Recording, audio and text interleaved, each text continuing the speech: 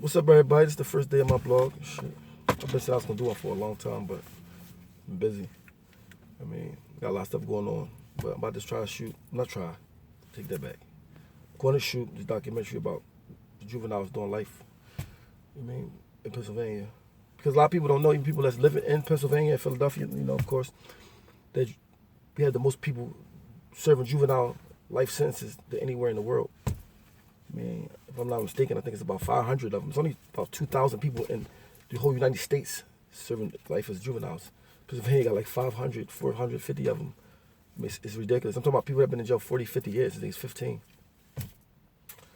And it was funny because I remember in 95, when I got certified as an adult, I didn't know what it meant. I was a kid that was like always, I was went from a foster home to St. Gabriel's, St. Michael's, Slayton Farms, Vision Quest. Then, so I'm used to juvenile placements. I thought like, I do a crime, I go to juvenile place, it's cool. I've been there all my life. I was cool with that. When I got locked up in 95, they said, give me a letter. I never even read it. You don't read letters when you a kid. I put it on my desk in my cell, playing basketball, chilling.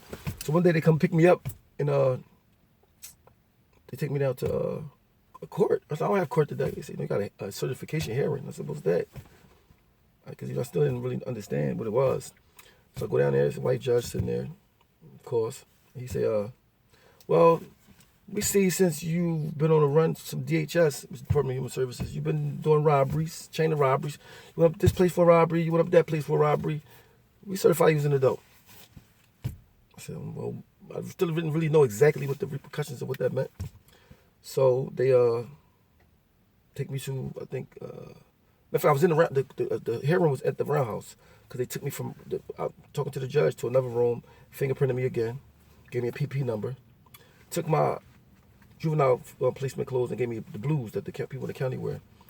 And I still didn't really understand the repercussions of it until I seen a public defender. And it was a good public defender. Thank God he was a black boy too. That kind of was weird. Anyway, I hope he can see this. He might remember me. And he was like, yo, man, you looking at some real time, man. You got these robberies, and they all with a pistol.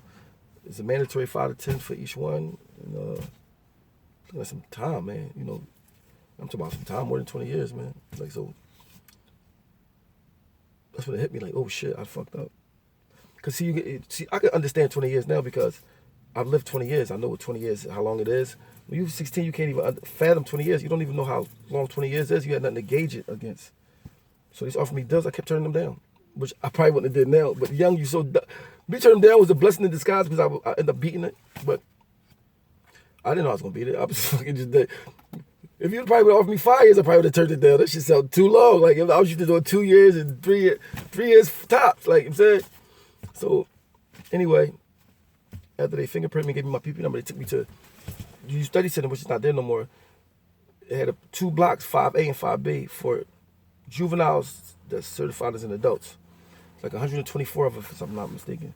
And so when I walk in the cell, my cell was Hassan Mayhill.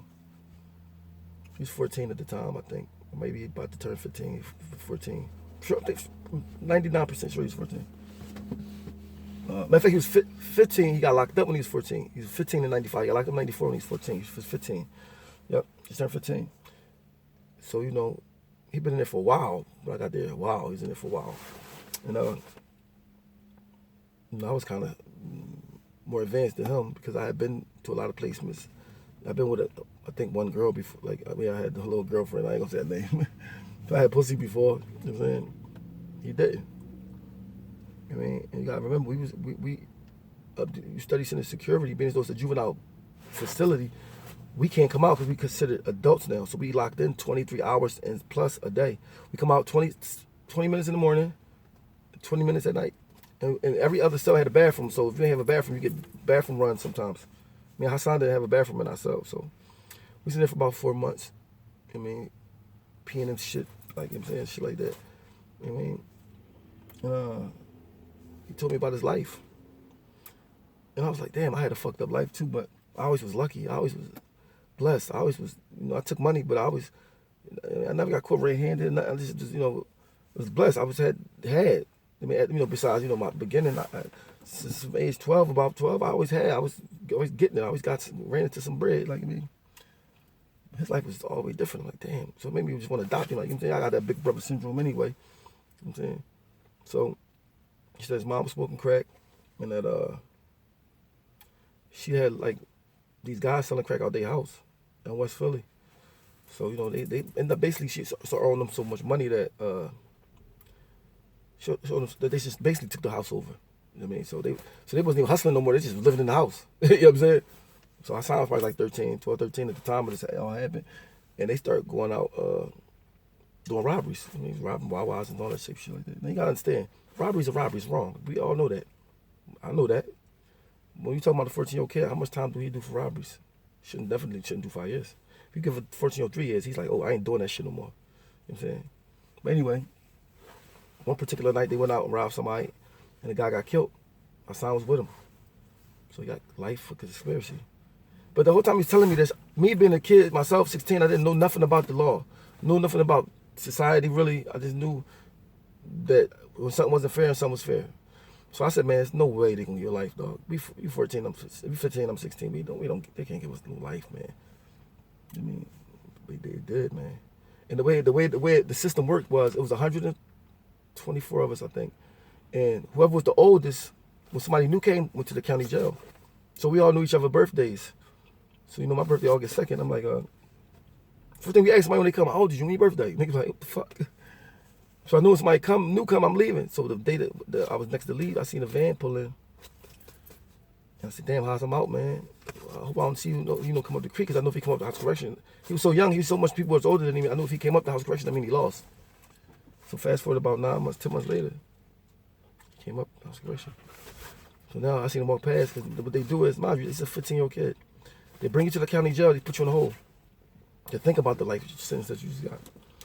But we was juveniles in adult prison now, so we couldn't walk around adult prison. So we was adults in the juvenile place, we couldn't walk around. We was adult. I mean, so we was like in limbo. So we was on C2. They had 4 cells in the back that was designated for the hole. And they just take you back there. They took Hassan back there, so I snuck back there and sat in his doorway. Just talked to him, man. He was crying. That's the first time I really felt like, you know, because I was a hard nigga, man. Nobody loved me. I don't give a fuck about me. I ain't really, it was just me. I care about my sisters. That's it. First time I really was like heartbroken. I mean, it's heartbroken. Like nothing I can do. It was so bad I was wishing I could just go up there and go to the same jail as him. Just rock out, you know what I'm saying? And it made me start keeping a journal, so I started writing everybody that got life on my block. So there was a lot of people that got life, man. I was only there for like a year and some change. And I beat all my cases and I got out.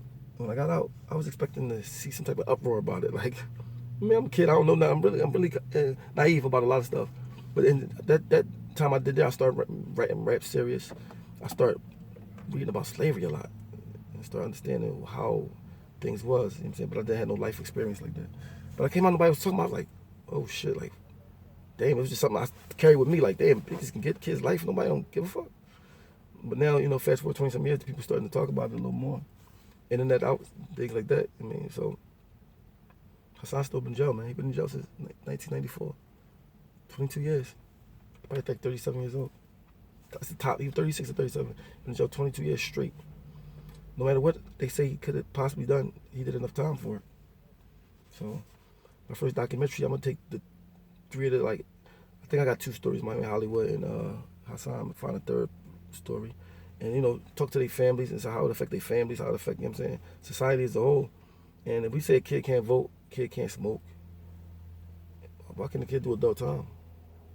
I mean, that's just not fair. I mean, so, and a lot of kids, they go out to play with their friends. They follow their friends, carry guns and stuff, thinking it's cool, not really understanding the repercussions of it. I mean, so I think if they listen to me, they might be like, oh shit, I didn't know that. I got sons myself. They didn't even know. But I tell them, and I show them. Their dad was there firsthand to know. I got certified 21 years ago. You know what I'm saying? And if I would have lost, I'd still be in jail now. I would have had 3 years left. Shit's crazy, man. This shit is crazy, man. It's so funny. When I just went upstate in 2011, I seen one of my homies, Khan. What's up, Khan? Damn, nigga. I know he had life, but just seeing him and knowing he'd been in jail since '94 too, because he fell in '94 too. It was 5 of them. They gave 3 niggas life for one. The guy got shot in the leg, but you know, he wasn't black. I think he was like Arabian or some shit, whatever. They tried to rob him. Shot him in the leg, not trying to kill him. He died. 3 people got life. 1 wasn't a juvenile. 2 juveniles that got life. My man Greg Pennington got, I think, 15 to 30. And 1 guy got lucky and went down to juvenile courts. So for 1 crime, they gave 5 people time. Greg wasn't even on it. He was a lookout all the way down the street. He was my cellie too, up house correction. But let me go on to inform the kids, man. Because it ain't just black kids, it's Puerto Rican kids, it's poor white kids. Man, anybody that need to know what the consequences of their actions, because kids, they shouldn't even have to worry about that stuff, man. Kids fuck up. I mean, I wouldn't even care if they gave Hassan 10 years. 10 years. That's the most I think he could possibly. 10 years. I mean, because y'all remember now you putting somebody in prison that don't got no money. They need money to live in jail. Just making it. The judges, they have no clue when they sentence somebody what they putting them through. You sending a kid up there with the wolves. Niggas that been in jail since the 60s, 70s, 80s. That's bitch pressing 500 and gay. It's crazy, man. But as humans, we gotta do better. Gotta do better, man. And I think we will. I'm gonna do my part to make us do better, man. So look forward to. And tomorrow, you know who I'm gonna be with tomorrow? Will Smith, man. Real shit. And I can't front. I'm hype about that shit. Be Will Smith tomorrow, man. In New York. You know, so. Saw your big Vasquez. If I could do it, anybody could do it.